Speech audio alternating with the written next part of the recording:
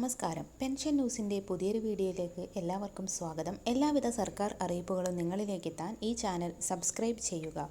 Pension കുടിശ്ശിക സമയബന്ധിതമായി വിതരണം ചെയ്യുന്നതിൻ്റെ ഭാഗമായി 6400 രൂപ കുടിശ്ശികയായിരിക്കുന്ന പെൻഷൻ തുക ജനുവരി മാസത്തിൽ വിവിധ ഘട്ടങ്ങളിലായി വിതരണം ആരംഭിക്കുമെന്നുള്ള അറിയിപ്പാണ് ധനവകുപ്പിൻ്റെ ഭാഗത്തു നിന്നും പുറത്തു വന്നിരിക്കുന്നത്. ഇതോടൊപ്പം തന്നെ സംസ്ഥാനത്ത് ക്രിസ്മസിനോടനുബന്ധിച്ച് വിതരണം ചെയ്ത തുക ഇനിയും എത്തിച്ചേരാത്തവർക്കുള്ള വിതരണം ഈ ആഴ്ചയോടെ പൂർത്തീകരിക്കും.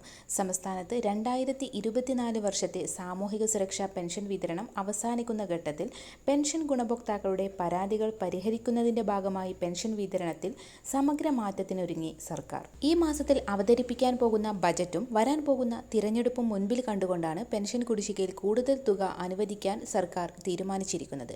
ആദ്യഘട്ടത്തിൽ ബാങ്ക് അക്കൗണ്ടുകളിലേക്കാണ് തുക എത്തിച്ചേരുക. അതിനുശേഷമായിരിക്കും കൈകളിലേക്കുള്ള വിതരണം ആരംഭിക്കുക. ജനുവരി മാസം മുതൽ പുതിയ പെൻഷൻ വിതരണ ലിസ്റ്റിന്റെ അടിസ്ഥാനത്തിൽ വിതരണം ആരംഭിക്കുന്നതിന്റെ ഭാഗമായി പെൻഷൻ ഗുണഭോക്താക്കളുടെ വിവരങ്ങൾ വിവിധ തദ്ദേശ സ്വയംഭരണ സ്ഥാപനങ്ങളിൽ നിന്നും ശേഖരിക്കുന്നതിനുള്ള നടപടികൾ സർക്കാരിന്റെ ഭാഗത്തു നിന്നും ആരംഭിച്ചു.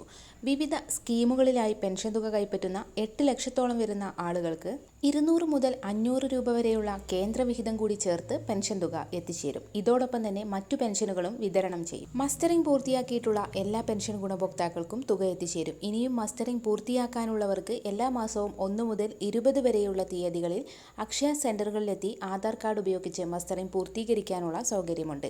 എല്ലാവിധ സർക്കാർ അറിയിപ്പുകളും നിങ്ങളിലേക്കെത്താൻ ഈ ചാനൽ സബ്സ്ക്രൈബ് ചെയ്യുക.